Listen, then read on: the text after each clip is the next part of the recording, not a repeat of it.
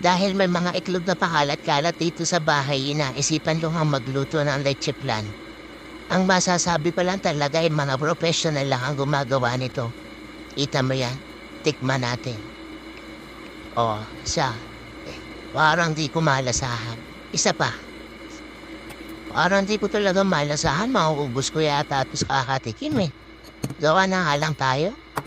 So dito, niwalay ko lang yung egg yolk sa egg white. Oh, alam na natin yan. Basic yan sa paggawa ng leche plan.